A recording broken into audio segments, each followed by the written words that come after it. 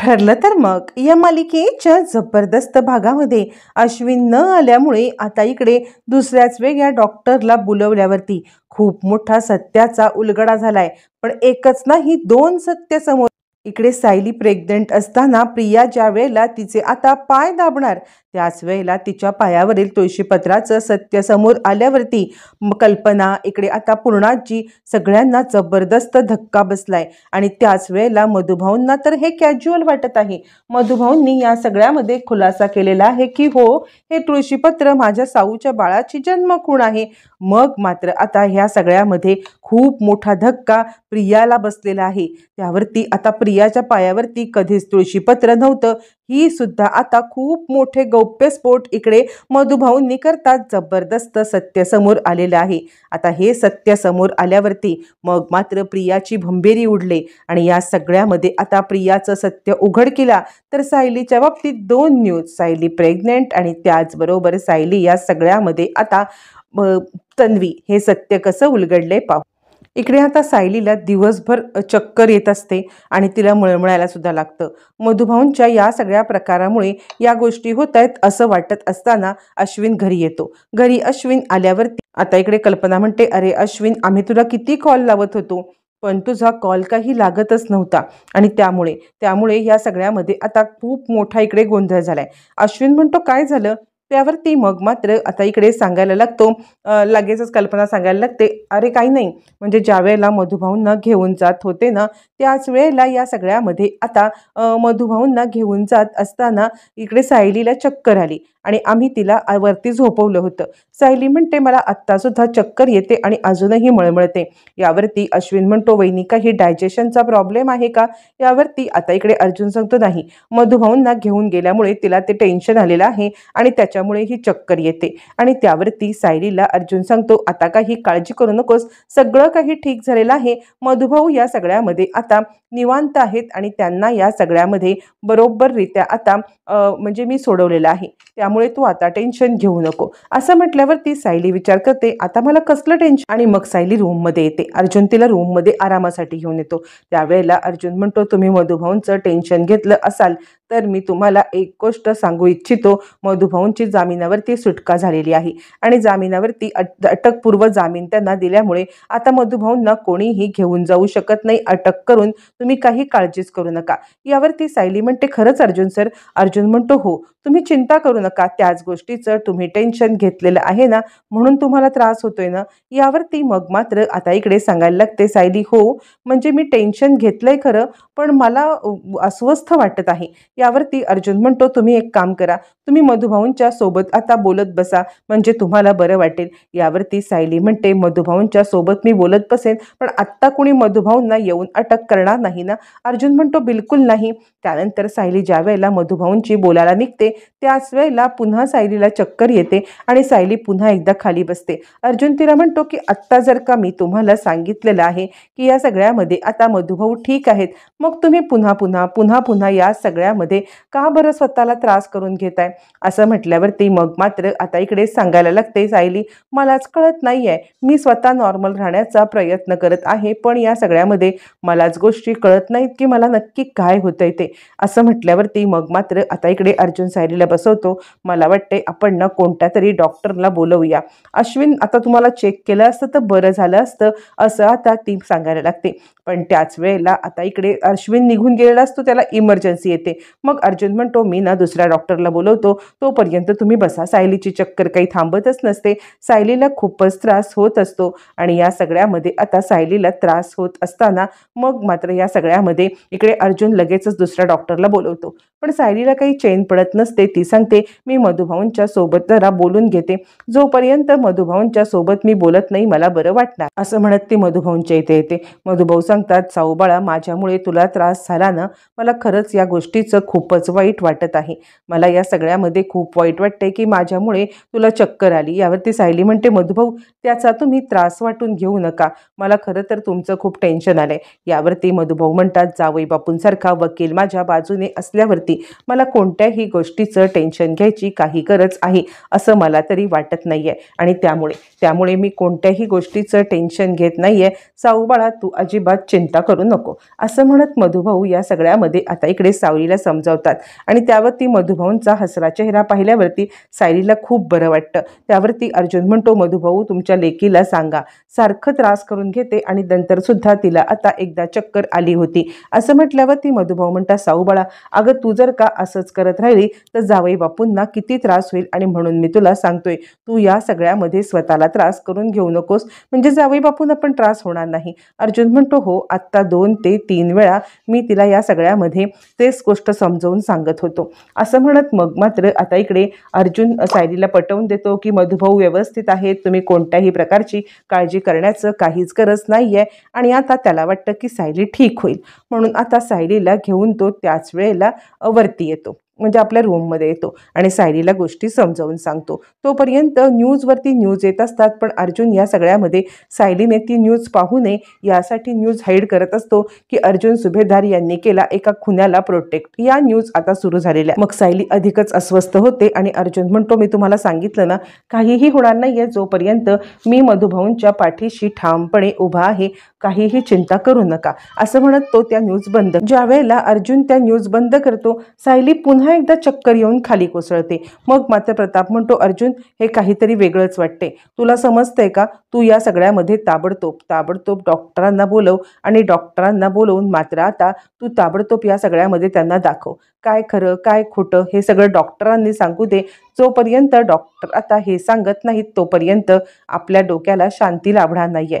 एक काम कर, ताबडतोब डॉक्टरांना बोलव. असं म्हटल्यावरती कल्पना म्हणते, हो अर्जुन मला सुद्धा असंच वाटतं, कारण ना ही चक्कर मला साधीसुधी वाटत नाहीये. या सगळ्यामध्ये आता ही चक्कर जर का साधीसुधी असती तर कदाचित आता मधुभाऊंचं हे झाल्यावरती ह्या चक्कर थांबली असती ना, पण तसं काही घडलेलं नाहीये आणि त्यामुळे या सगळ्यामध्ये आता आपण एक काम करूया, आपण ना तिला डॉक्टरांकडे नेऊन आणूया, मला खूप चिंता वाटते. त्यावरती अश्विनला तर इमर्जन्सी आलेली आहे, मग आता आपण वेगळे डॉक्टर बोलवूया असं कल्पना सांगते. तोपर्यंत सायलीला इथे बसवून ठेव असं आता कल्पना बोलते. हे सगळं चालू सायलीला समोर बसवून आता अर्जुन डॉक्टरांना बोलवायला गेलेला असतो. तर सायली म्हणते, मला थोडंसं गरगरतंय तर मी माझ्या रूममध्ये जाऊन पडते. असं म्हणत सायलीला परत त्रास व्हायला लागतो, म्हणून ती तिच्या रूममध्ये जायला निघते आणि त्याच वेळेला इकडे आता तिच्या पायामध्ये क्रॅम्प येतो आणि पायामध्ये क्रॅम्प आल्यामुळे ती आता जोरात विव्हळते. विव्हळल्यावर ती प्रिया आता सांगायला लागते, अगं त्याचं काय आहे, मी तुझे पाय दाबून दिले असते. पण यावरती प्रताप म्हणतो, अगं पण कशाला, तू या सगळ्यामध्ये तिची इतकी काळजी करतेस हे बघून आम्हाला खरं तर बरं वाटलं पाहिजे. आम्हाला खरं तर बरं वाटलंय की या सगळ्यामध्ये तुला आता तिची काळजी आहे आणि त्यामुळे या सगळ्यामध्ये आता आम्ही तुला पाय दाबण्याचं ही तुझी इच्छा दाबू नाही शकत, तू पाय दाब तिचे. सायली आता नको म्हणत असते तरी सुद्धा मग आता इकडे पाय दाबण्यासाठी पुढे करत मग आता इकडे प्रताप सांगायला लागतो, अजिबात नाही सायली, पाय तर तिने दाबलेच पाहिजे. तिला जर का या सगळ्यामध्ये आता असं वाटतंय पाय दाबावे तर तिने या सगळ्यामध्ये पाय दाबावेत असं म्हणत प्रताप तिला पाय दाबायला सांगतो. मग आता प्रिया इकडे सायलीला पाय दाबण्यासाठी बोलवते, म्हणजे आता प्रिया पाय दाबायला बसते. जोपर्यंत प्रिया आता सायलीचे पाय दाबत असते आणि त्या सगळेजण पाहत असतात, पण आता प्रियाने तो पाय वरती केला. सायलीच्या पायावरचं असलेलं तुळशीपत्र इकडे पूर्णाजी आणि कल्पना पाहतात आणि त्या सायलीला काही विचारणार किंवा त्या सायलीला काही सांगणार, पण त्याच वेळेला इकडे आता सायलीला पुन्हा चक्कर येते आणि त्यावरती विमल आता अर्जुनला बोलवायला लागते आणि तोपर्यंत सायलीच्या पायावरील तुळशीपत्र पाहिलेल्या पूर्णाजी आणि कल्पना हादरतात आणि त्याच वेळेला इकडे आता पूर्णाजी म्हणायला लागते, काय रे प्रताप, हा काय प्रकार आहे, म्हणजे आता हिला चक्करवरती चक्कर येते आणि हिच्या पायावरती हे तुळशीपत्र कसलं. यावरती प्रताप म्हणतो, पूर्णाई मला पण काही कळत नाहीये. यावरती अर्जुन आता सांगतो, डॉक्टर येत आहेत, मी सायलीला वरती घेऊन जातो. मग अर्जुन सायलीला ज्या वेळेला वरती घेऊन जातो तेव्हा यांचा विषय रंगतो आणि त्यावेळेला पूर्णाजी म्हणते, कल्पना. मग आता इकडे डॉक्टर येतात, सायलीला टेस्ट करतात. सायलीची टेस्टिंग चालू असताना इकडे आता डॉक्टरांना सायलीबद्दल खूप मोठी गुड न्यूज समजते. इकडे हे चालू असतं तर तिकडे मधुभाऊ आलेले असतात आणि मधुभाऊ खाली आल्यावरती काय झालं साऊ बाळाला यावरती पूर्णाजी सांगायला लागते, काही नाही तिला ना चेकअपसाठी नेलेलं आहे. पण मधुभाऊ बरं झालं तुम्ही खाली आलात, आम्हाला तुम्हाला काहीतरी विचारायचं आहे असं आता पूर्णाजी म्हणते. मधुभाऊ म्हणतात काय? यावरती पूर्णाजी सांगायला लागते, म्हणजे आत्ता सायलीला चक्कर आली होती त्यावेळेला तिच्या पायावरती एक तुळशीपत्राची खूण आम्ही पाहिली. ती काय आहे तुळशीपत्राची खूण? यावरती मग आता सांगायला लागतात मधुभाऊ, अहो तुम्हाला माहित नाहीये का? जावई बापूंना माहिती असेल, ती तिची जन्मखूण आहे. यावरती आता पूर्णाची कल्पना यांना धक्का बसतो. असं काय म्हणताय मधुभाऊ? ही जन्मखूण तर आमच्या तन्वीच्या पायावरती होती. यावरती मग आता मधुभाऊ सांगायला लागतात, मला तन्वी म्हणजे कोण? प्रिया? यावरती प्रियाच्या पायावरती तर अशी जन्मखूण कधीच नव्हती. प्रिया चांगलीच गडबडते आणि मधुभाऊ का खोटं बोलताय तुम्ही या सगळ्यामध्ये? खोटं बोलून मला का अडकवताय? यावरती मधुभाऊ म्हणतात, नाही आता मला विचारलं त्या प्रश्नाचंच मी उत्तर देणार ना. मला खरंच माहित नाही की हिच्या पायावरती अशी कोणती तुळशीपत्राची खूण आहे म्हणून. मुळातच ही आमच्या आश्रमात आली ना तेव्हा हिच्या पाठीवरती एक आता जन्मखूण आहे, पण तुळशीपत्र फक्त साऊबाळाच्या पायावरती होतं. मग त्यावरती पूर्णाजी म्हणते, मधुभाऊ तुम्ही काहीतरी विधान जे करताय ते विधान जरा जपून करा असं मला वाटतंय. यावरती मग आता इकडे मधुभाऊ सांगायला लागतात, मी जे काही विधान करतोय ना ते विधान जपूनच करतोय. मला या सगळ्यामध्ये आता माहिती आहे की ही माझ्या साऊबाळाच्या पायावरची खूण आहे. तुम्हाला हवे तर मी आता साऊबाळाची आली ना त्यावेळेचा फोटो आणि हे दाखवू शकतो असं म्हटल्यावरती तिकडे आता प्रताप सुद्धा आलेला असतो. प्रताप तिकडे आल्यावरती मग मात्र आता प्रतापने या सगळ्यामध्ये मधुभाऊंना विचारलेलं असतं की मधुभाऊ काय आहे हे सत्य? त्यावरती मधुभाऊ तो फोटो दाखवतात.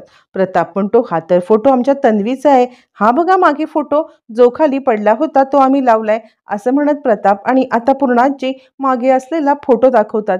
त्यावरती अर्जुन खाली येतो आणि काय झालं? यावरती पूर्णाजी म्हणते, मगाशी ज्या वेळेला सायलीला चक्कर आली होती त्यावेळेला आम्ही तिच्या पायावरील तुळशीपत्र पाहिलं आणि मधुभाऊंना ज्या वेळेला आम्ही तुळशीपत्राचं सत्य विचारतोय त्यावेळेला मधुभाऊ सांगत आहेत की हे तुळशीपत्र तिच्या आधीपासून पायावरची जन्मखूण आहे. त्यामुळे आता आम्हाला कळतच नाहीये की काय खरं काय खोटं ते. आणि म्हणूनच या सगळ्यामध्ये आता इकडे मधुभाऊंना विचारलं असता त्यांनी जो फोटो दाखवलाय तो फोटो आपल्या तन्वीचा दाखवतायत ते. यावरती पूर्णाजी म्हणते, काय नक्की आहे हे? तितक्यात खाली आता इकडे डॉक्टर येते आणि डॉक्टर सांगायला लागते, तुमच्याकडे गुड न्यूज आहे, तुमची आता सून प्रेग्नेंट आहे.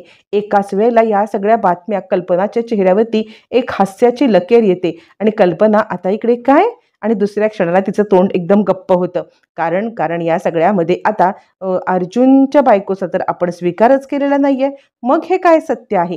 तिला आता खूप मोठी आता धक्काच बसतो आणि त्यावरती पूर्णाजी म्हणते, एक मिनिट कल्पना आणि मधुभाऊ तुम्ही मला सगळं सत्य दाखवा, बघू तो फोटो. ज्या वेळेला मधुभाऊ फोटो दाखवतात त्यावेळेला आता इकडे कल्पना सांगायला लागते, या सगळ्यामध्ये आता हे बघा याच्या मागे लिहिलेलं आहे, ज्या दिवशी प्रतिमाचा ॲक्सिडेंट झाला ना प्रतिमा आणि रविराज भाऊजींचा त्यावेळेला मग आता हे त्यावेळेचीच डेट आहे. म्हणजे काय आहे हे सगळं? यावरती पूर्णाजी म्हणते, मधुभाऊ तुम्हीच या गोष्टीवरती प्रकाश टाका. मधुभाऊ म्हणतात, हेच ते सत्य आहे, म्हणजे हीच माझी साऊ आहे आणि याच तारखेला ती माझ्याकडे आली होती. म्हणूनच तर आम्ही त्या दिवशी तिचा आणि अर्जुनचा म्हणजे तिचा वाढदिवस साजरा करतो. आत्ता माझ्या या लक्षात आलेलं आहे की या सगळ्यामध्ये आता काय सत्य आहे ते. ही तन्वी तुम्हाला फसवती आहे. पूर्णाजी म्हणते, मधुभाऊ जपून बोला. मधुभाऊ म्हणतात, मी जपूनच बोलतोय, हिचा सुद्धा फोटो माझ्याकडे आहे असं म्हणत मधुभाऊ आता इकडे तिचा त्या 20-22 वर्षापूर्वीचा फोटो आणि त्याच्या मागे असलेलं सगळं दाखवतात. फायनली 2 गुड न्यूज सुभेदारांना मिळते आणि आता पूर्णाजीच्या पायाखालची जमीन हादरते. त्यावरती मधुभाऊ म्हणतात, तुम्ही आता प्रियाच्या पाठीवरचा तीळ पाहू शकता, ती आहे तिची जन्मखूण. या व्यतिरिक्त तिची कोणती जन्मखूण होती असं मला तरी वाटत नाहीये. तुम्ही हवे असेल तर तिला एकदा पाहून घ्या असं म्हटल्यावर ती प्रिया गडबडते.